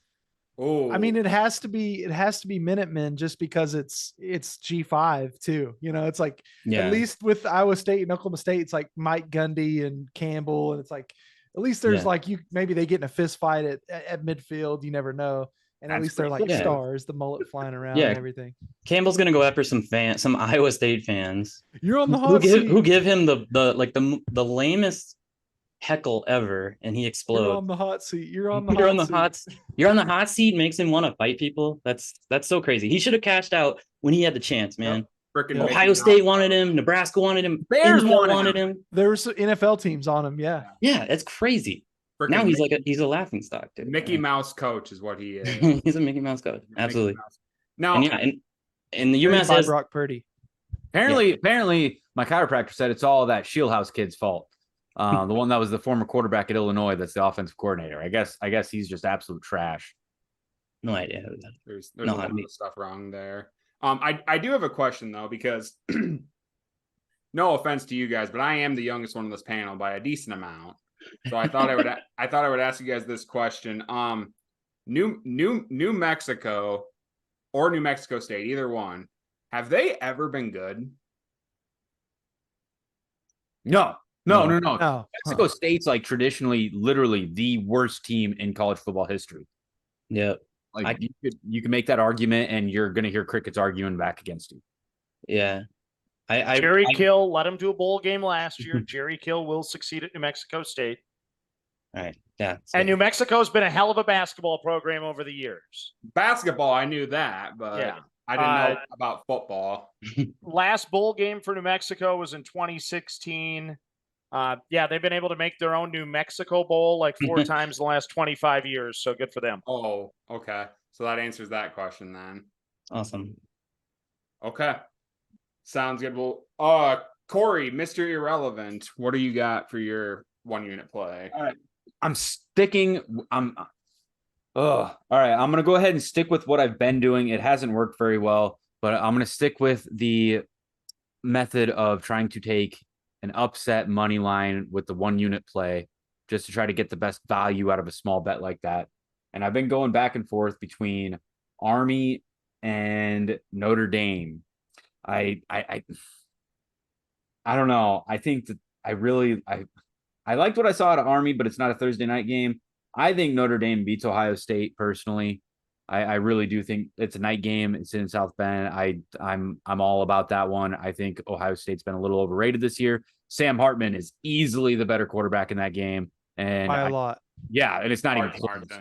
Yeah, it's not even close. So I think he, if it comes down to 1 possession game, which I think it probably will, give me the money on Hartman to finish that game out. But the value at Army plus 425 against Syracuse, that's so tempting. But isn't it in the Carrier Dome? Let me try to sway you here. Isn't that game in the Carrier Dome? It is, but is that really that formidable of a venue, and is it really that far away from West Point? It's low key one of the better environments in college. It's not about distance though. It's just a hard place to play, I think. It's just a weird, it's like the bubble dome. Like I don't even think it's a hard top still. It's weird. Kids don't get up for it. I don't know. A little bit bigger than the UNI Dome. It's my personal preference is that you would pick the Notre Dame Fighting Irish because I think it's a good pick. All right. Well, since I helped you get the trivia question right, I'll take the assist here. I'll take Notre Dame money line plus 140. Yes, Team Corey. I'm back. Okay. Yeah. Sounds good. Nope, I like that. I like that play too, Corey. I will say though, you made the point like Hartman's a better QB than McCord, which absolutely is true. And if anybody tells you that's not, they don't know ball. Well, yeah. They could be big Michigan fans too, because big Michigan fans would probably tell you he's going to be just fine. It's going to be great, and he could be. But right now, we know that Sam Hartman's better right now, so that's what we got to go with. For multiple years, better than whatever Ohio State ran out there for the last 3 weeks. Yep. If you're Ohio State and you're struggling in offense, why would you not just at least every 2-3 plays, throw the ball up to Marvin Harrison Jr. and dude, that's what they have been doing. I think now that they realized after the first game that that's what they just got to do, and it's worked really well. He just catches the ball all the time. He's literally been getting a Randy ratio for 2 weeks. Yeah, which might hurt your pick, but I mean, yeah, I think that's gonna be probably the best game of the day for sure, right? Oh yeah, definitely. I would think that Notre Dame has the athletes, though. They could double team him and still be kind of okay, Mm-hmm. Yeah, I think that they'll do a decent job of covering the top, not letting him blow the top off, make him go down the field, wait till the field gets short and in the red zone, slows the game down, and then I don't think Hartman's going to have a problem. You could see a young Kyle McCord turning the ball over too in the red zone, when the windows are tighter. Yeah. I like it. I'm going to play that too. I'm telling you. A lot of love happening on this episode. I love it. All right, boys, really quick. Let's go through our teams. Then if we have any honorable mentions, we'll throw those out there. PG, you got Ole Miss plus 7, Colorado, Oregon over 70.5, Air Force team total over 24.5 at a minus 113, Oregon State money line at a minus 145, and Kansas BYU first half over. Do you have over or under 27.5? Over, that's what I thought. Over 27.5 at a minus 105. Any overall thoughts on your team, PG? On my whole card, you're saying? Yeah. I think it's solid. I was blessed and honored to be able to pick those games. Luckily, they fell to me. The wheel chose me to be number one, and I think I'm due. I think I'm due for a good weekend. I'm going to try to top the guest list, see what I can do. I had a blast, and I think I got a good card, but got to wait and see. Absolutely. Sounds good. Okay, my team, I had Florida State minus 2.5, Toledo team total over 37.5 at a minus 115, Western Kentucky money line at a plus 163, Ohio State Notre Dame under 54.5, and Utah UCLA first half under 25.5. Corey mentioned it for the most part. Unders are the play this year. Just they simply are. So I've been kind of riding that and going with that. I just think Toledo's going to cover that because Western Michigan might be the worst defense I've seen this year. That's the only reason I went with that over. But otherwise, I really like my card. I'm really liking Florida State this weekend. Maybe I'm biased. Who cares? They've been working for me otherwise. So I like Florida State a lot. Action, you got Utah money line at a minus 198, Army plus 14, Iowa team total over 12.5 at a minus 110, UNLV UTEP under 23.5 at a plus 100, and Maryland Michigan State under 52.5. Overall thoughts on your card? Last week I went 5-0. Wouldn't shock me if I go 0-5 this week. I don't like any of those plays. Oh, no. I was going to say, you're up by well over 9 units on second place. So yeah, it'll be interesting to see how it plays out. Some weeks you really feel good about the handicap. This week's one of the ones where I don't, and sometimes that'll work out, sometimes it won't. Fair enough. All right, sounds good. Thomas, BYU plus 9, Boise State, San Diego State under 45, Minnesota Northwestern first half under 19.5, Washington team total over 40.5, and New Mexico money line at plus 145. Overall thoughts? I think it's a solid card. I'm really looking forward to winning some of these games. I think everybody had some really good picks. I will give an honorable mention of one that didn't get touched by anybody, and I think it's a play that's not going to be in the upsets or my lock of the week. Maybe it'd be somebody else's, and if it is, I'm sorry for bringing it up. But South Florida just played really good against Alabama. For some reason, they're 2.5-point underdogs at home to Rice. That's a plus 114 money line. I think that's something you could definitely win money on too. I mean, they gotta pull some momentum over from playing that well against Bam. Absolutely. Yeah, that's a good honorable mention for sure. Corey, we'll go to you, and then we'll do honorable mentions after that. Corey, we got Michigan team total under 34.5 at a minus 125. Nebraska, Louisiana Tech, first half under 24.5. Iowa plus 14.5. Minnesota Northwestern under 38. And Notre Dame money line at a plus 140. Overall thoughts on your card? Love it. Unders every which way. I'm gonna keep doing it every week until it fails me. It hasn't failed me yet, so we're gonna ride with it. I do have some honor, but I have some more unders for everybody out there. One thing that I've been doing is the unders that I play on here. I've been doing in the college football contest on Kota Cappers at Kota Cappers on Twitter. I also really like the Louisiana Tech under 13.5. I would like it more if it was 14.5, but I just don't see Louisiana Tech scoring more than 13. I'm assuming Harburg's going to start again. And if he starts, turnovers are going to be limited, which is going to make it really hard for Louisiana Tech to score any points. So I really like that under 13.5.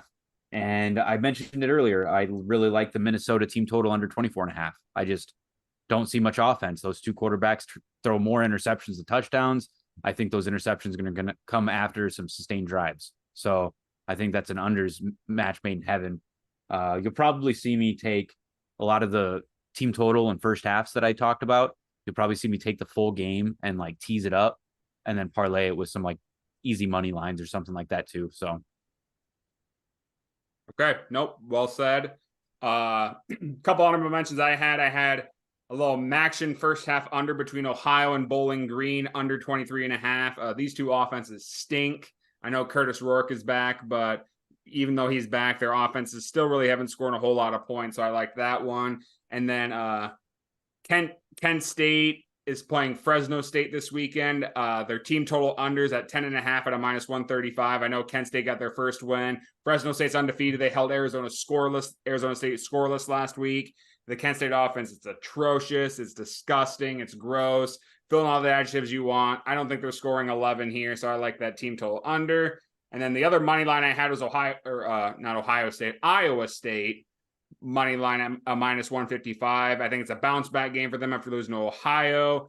Oklahoma State is very, very bad this year, and they need to win open conference play. And I think this is the perfect opportunity for them. So Iowa State money line was another honorable mention I had. PG, did you have any plays that didn't get taken that you wanted to mention? Let me look into that. I did have a couple. I think Kentucky covers against Vanderbilt, but they are a big road favorite, and those weren't too great this last weekend, especially. So stayed away from that. I mentioned Oregon State. I'm also taking Oregon on the spread. I think it's like minus 21 now, but I think Oregon's going to kill Colorado this weekend as well. I dude, Yeah. speak real quick on that. I cannot wait for them to go to Autzen. Like, Oh, dude, it's gonna be that awesome. that environment, Fort Worth is nothing compared to Autzen. You get them No. like tucked into that hill and all that, Yeah, all that it's noise loud. reverberating. Oh yeah, dude. The only thing though is that game's at 2:30. So I mean, I don't know. It's The it's 12:30 local time. But Dion effect. it'll still be good. Dion effect in reverse. Yeah. I mean, yeah. He's got as many haters as he has, fans. So Probably I'm more. with you. Yeah, Probably I mean, more haters for sure. More probably haters. so. I think. So Yeah. there you go. But Okay. that's kind of it. No, very good plays. Actually, do you have any honorable mentions that didn't get taken by chance? Texas A&M minus 7.5 against Auburn. I like the Aggie offense. I know they got beat by Miami of Florida, gave up 48 points. But I think they win this one by double digits going away. That'll be in my card someplace somewhere. Okay. Sounds good. My other one I'm saving for my underdog, so I won't give it yet. Okay. Sounds good. Thomas and Corey, I know you mentioned a couple. Do you have any more? Or are we kind of good to move on here? I'll just say one real quick. We all know which team is back. On the count of three, let's say it. 1, 2, 3. BYU. The Miami Hurricanes. I like their team total over. I like the over in the game. They play Temple in a old fashioned Big East battle. I like their spread. Full game over. Team total over. They're really impressive on offense. They were terrible on offense last year. Now they're really good. Who knows how it happened? All right. Sounds good. All right, gentlemen, that was a good sneak draft. Again, we'll post the graphic to Twitter, and we'll see how everyone does. And let's move on now to upsets of the week. Again, a flagship contest we have here at the Kota Capital Central Show. Upset of the week, again, how that works is all the panelists have to find an underdog of at least 7 points, and that underdog must win outright to get the point. Current standings right now, Action is in the lead with 2 upsets of the week picked in 3 weeks. He's now picked 2 in a row. He had South Alabama over Oklahoma State, shockingly, as his upset of the week. And then tied for second, myself, Thomas, and Beast with each picked 1. Beast last week did correctly pick Florida over Tennessee as an upset of the week, so he has that. Corey has yet to pick one, but we are still 3 weeks into it, so we'll see what happens. So, gentlemen, let's go through our upsets of the week. Corey, we'll start with you. Oh man, you just had to do that, huh? You just had to go with me. I go inverse order every time. You know that. I know. There's one. I have one. I just don't. I mean, I got to get on the board is what I'm looking at, and picking something that's got a 7-point spread or higher. You never feel good about it. Sometimes you see the board great, and you just know one's going to happen. I really like the pick that Thomas made with BYU to cover that 9-point spread. I just don't know if they have it in them to pull off the upset after all those emotions. But I'm gonna, you know what? Corey, can I suggest one real quick? I got a fun one though. Go ahead. Well, just hear me out. I'm not going to take this one, but I kind of want to try to talk you into this one. The Baylor Bears at home at night take on the Texas Longhorns, McLean Stadium, Waco, Texas. This is the ABC game. Kirk Herbstreit, Fowler. I would love to see it happen. Plus 485, brother. Yeah. Well, hey, the one that I'm thinking of is plus 425. That's just as good. You go with you. You do you. Okay. So no, I'm definitely rooting for that one. Sorry, too. Action. It's an emotional play. Yeah. We've established this. Yep. And my dad lives right outside Waco, but he's not down there right now. So okay. I don't know. He's back up and home for harvest. So I don't know if I can go with Baylor for that reason. We can do the anti-suit move, and we can go with the Army Cadets and pull their upset. I think you Plus should. 425.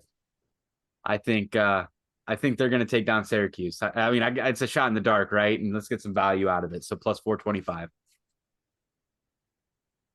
I Okay. like that play. I like it too, Corey. Action has that play himself. So yeah, you got some support there. And by the way, if you don't like the rules of the upset of the week, you can blame Soup for that, because just a story, just really quick, just a story. So when we first started this contest, Pace threw out we should do an upset of the week and a lock of the week. Like the very first season we did that. And Pace said, what are we thinking for an upset? Should it be 3 points? And Soup said, no, that's not an upset. An upset is at least 7 points. So if you don't like the rules, you can blame Soup. It makes it harder. I like it. I mean, yeah. He's not wrong. It's just some weeks you look at the board and you're like, oh, that screams upset no matter what the spread is. And right. I just didn't feel. I mean, I guess maybe Ole Miss. I guess I don't hate that upset, but give me Army. Give me the Cadets. Okay. Sounds good. PG, we'll go to you now. What do you got for the upset of the week? Huge that you go to me next, because I'm honored to take the Ole Miss Rebels plus 225 on the road, Bryant-Denny Stadium. I think that Ole Miss is going to show up and play great in there. I've got them on the spread as well, but this will be a fun little play. It's kind of a call your shot play. I do like that Bama goes back to Milroe because he gives them the best chance to win with the quarterbacks they have, but he's still not a great passer. And Lane Kiffin knows that. They've got film on this guy now. They know what to do. Now, it doesn't mean he won't pop a few plays. He's a great playmaker, but I think that there's a game plan there. And Bama's got a good defense, certainly, but man, I don't know. I just think this offense for Ole Miss right now, they've got the personnel in there now that they really want to have. Lane Kiffin, he's really got it rolling. You said Jackson Dart earlier, playing great. I think it's a match made in heaven between those two, and this could be their marquee win. Calling it right now. Well, PG, I went with you because I knew that's what you were going to take, and that is also what I have written down. I am also taking Ole Miss over Alabama as my upset of the week. Maybe this just isn't Alabama's year. I think it happens. It does. They fall down to earth at some point, and I just think that maybe this isn't the year, and maybe, just maybe, Ole Miss goes to Tuscaloosa and gives them an upset on the very first conference game. All I know is Jackson Dart, as I said earlier, has looked very, very solid. Some players in that offense were injured. They have been practicing this week. I think Zachary Franklin, who's been transferred from UTSA, who's been out all season, it sounds like he's starting to practice again, so he may be ready for that game. I think this is a chance for the Rebels to go into Tuscaloosa and upset the Tide. That was what I had written down even before PG said it, so I'm going to go with him as well. I am also taking Ole Miss over Alabama as my upset of the week. Great minds, Kyle. Great minds. Absolutely. Two guys that know ball, really. Let's go. Thomas, we'll go to you. What do you got for your upset? All right. I'm gonna give my upset, and I feel bad about saying it. Because Action just talked about this game. I didn't have time to look up another one. And I hate going against the panelist. I'm taking Auburn to go into Texas A&M and get that W. They're 7.5 point dogs, plus 245 money line. I think we talked about in the first show. I see Texas A&M as like one of the biggest. What did Cowherd used to say? Fake IDs of college football. Like, I mean, I can't be impressed by A&M's wins. Auburn did go on the road to Cal. Somewhat okay. They played a couple really crappy teams too, but I mean, it's really just about fading A&M more than anything. So I think Auburn gets it like a win, like a 17-16 type game. It's going to be low scoring defensive battle. Okay. Very good. In Action, you have won 2 straight upsets. Let's see if you'll make it 3. What is your upset of the week? Just for the record, I still feel I should have won week 1 with Toledo at Illinois too, but 3-0 against the spread. Thomas, I don't hate that play because I don't know what A&M is either. Right. It was actually one of the 4 upsets of the week I considered, even though I'm going to play A&M minus the 7.5. But I need a rule clarification here. This line was 7 yesterday. It was 7 when I woke up, but now it's only at 6.5. Can I still play it as my upset or no? Yes. Yeah. Okay. Then I want SMU at TCU. Ooh. Okay. I don't know if you guys, there's some people that I know if I got an opportunity to play against Corey, I would be busting my butt. Okay. And for the SMU players to have Sonny Dykes leave them and then go to the national championship game last year. I mean, this is the dang iron skillet game, guys. Yeah. I mean, this is Dallas and Fort Worth. You don't make a move like that, and then the jealousy of seeing him succeed like he did last year at TCU, you're going to get the best possible out of SMU. I don't think TCU is good this year. I get that at a plus 220. Give me the Mustangs. See, and this is where I appreciate the average age of this panel, because I always bring up old Big 8 rivalries. Old Southwest Conference rivalries are just as legitimate, just as hate-filled. You know, SMU and TCU might not be playing every year, but if they play each other, they're getting up for it. So I'm right there with you, Action. Yeah, ACC team SMU. Gotta love them. I believe it's a heated rivalry. I think when they beat TCU 2 years ago, maybe, or maybe it was a couple years before that. Dykes has won this game 3 straight years. He won back-to-back at SMU, and then he won obviously at TCU last year. Yeah, they put a billboard up in the Dallas Fort Worth area that said Dallas's college team or something like that. So I mean, the this is really heated college football team. Yeah, that was a marketing angle. Yep. Yeah, I love this game. They're both Power 5 teams now. Okay. Sounds good. Well, gentlemen, let's round out our show as always with locks of the week. Again, lock of the week, very, very simple. If the lock hits, you get a win. If it doesn't, you don't. About as simple as it gets here. Current standings right now, Action and Corey tied at the top with a 3-0 record. Both of them. I'm in third with a 2-1. Beast is 1-1, and Thomas is 1-2. Is our current standings for our lock of the week. So let's go to locks of the week. And I'd be remiss if I didn't start with PG. To give his sharp play. PG, what is your lock of this week for week 4? First of all, Kyle, just want to say that I appreciate you for letting me go first. It's been awesome to be on the pod. I'm honored to give this pick out. We haven't talked about it enough yet. I'm going with the Notre Dame Fighting Irish plus 3.5 at home against Ohio State at night. They're in, right there in South Bend, touchdown Jesus. It's going to be a blast on NBC. I don't know. I just like the Irish here, man. Sam Hartman. I've been a Sam Hartman guy for years. The real Gobbler Gang members will know that. The people that rode with us for a long time. Tons of Wake Forest bets over the years. And why not continue to ride my guy right now? Plus 3.5. Great football number. I like money line too, but for my lock of the week, let's just get some safety points. Sam Hartman and the boys, the Golden Domes. It's going to look great under the lights. You guys, I mean, I think it's just something you got to play this weekend. Plus 3.5. I mean, this is what college football is all about. Yes. The pageantry is going to be incredible. I don't know who's going to be on the call for that game, but man, that I'm realizing right now, this schedule this weekend, even that night slot, there's so many games we're going to be flipping back and forth. You need like 4 screens at all times. It's going to be awesome. That game's on NBC, so whoever calls the primetime NBC. Does Tarico still do? No, I'm not sure. I just off the top, I don't know. It's a guy's son.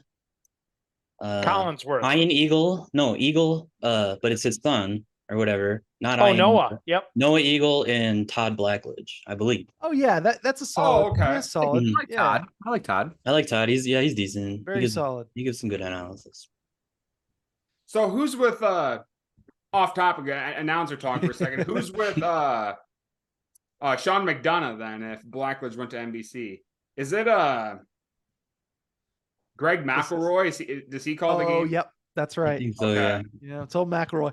I have a love-hate relationship with him. We're going on a crazy tangent, so you can get us back on. But yeah, that's a story for another day.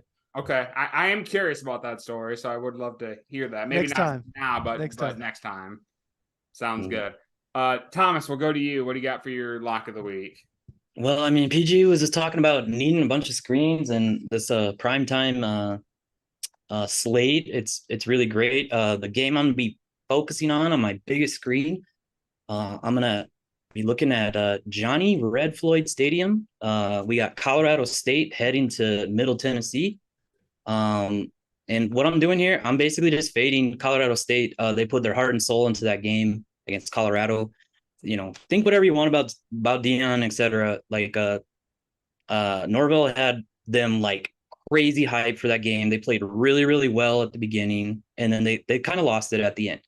So I think they're just going to be heartbroken, soulless, heading down to Middle Tennessee, who's not a terrible team. And we got Middle Tennessee -3. -3. So that's my lock of the week. I love that.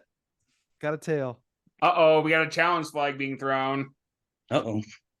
Yeah, I like Colorado State there. Colorado State lost 34-19 last year as an 11-point favorite. We saw how Jay Norvell did it at Nevada. Year 2, he made the big leap. I saw a lot of signs in that Colorado State team. A lot of people can knock Colorado for what happened, but Colorado State did a lot of good things last weekend. I think it carries over. Plus, they have the revenge angle. So, Thomas, I'll use my challenge flag on you. I don't disagree with that. I guess the only thing I disagree with is like the emotion factor. I mean, you go from having game day and big noon kickoff or whatever it's called there. I mean, to whatever we said, it was like the 5th highest rated game of the season or all time ESPN.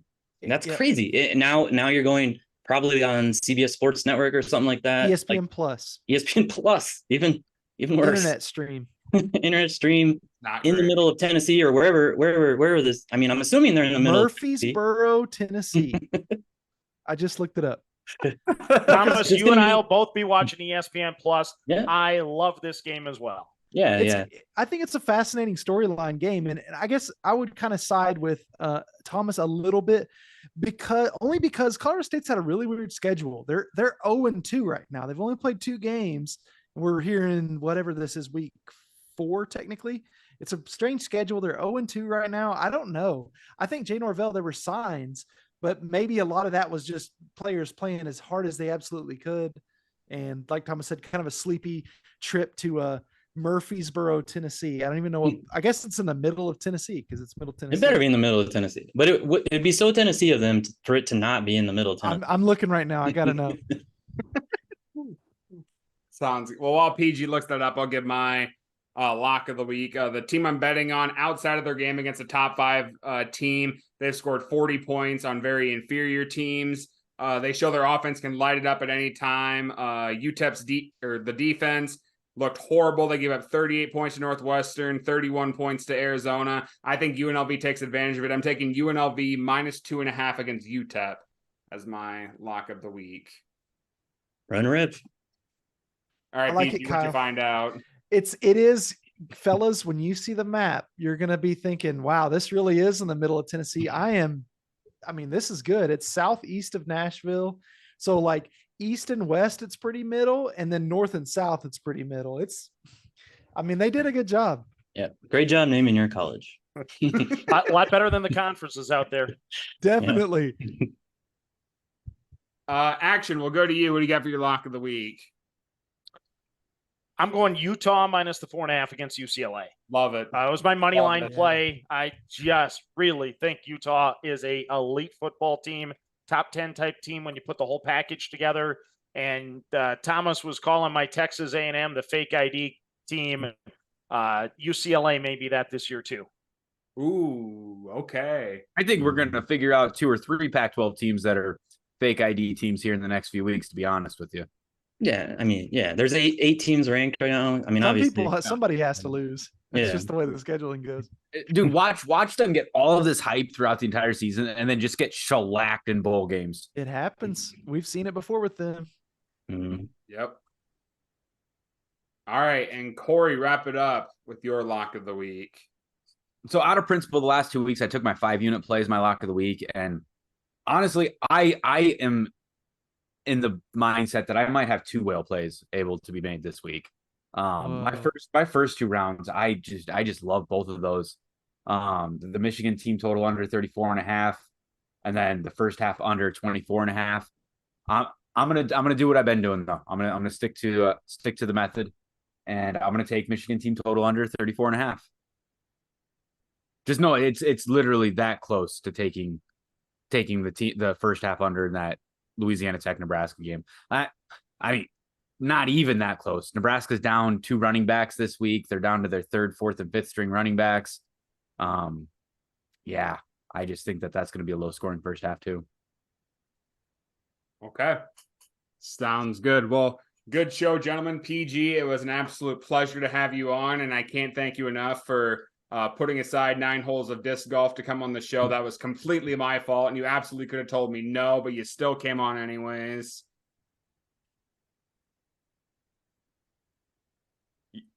Let me get a mini story time in on that. My mic was muted.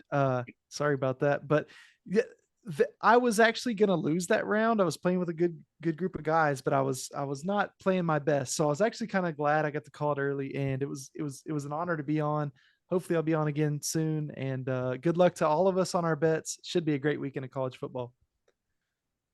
Yep, I couldn't have said it better myself, and appreciate having you on. We will have you on again. We're going to continue to have a rotating panel of Kota Cappers on as well, but you are absolutely invited. In fact, I think I'm speaking for all 4 of us. If you want to come back on literally anytime you want to talk college football, we will have you back on.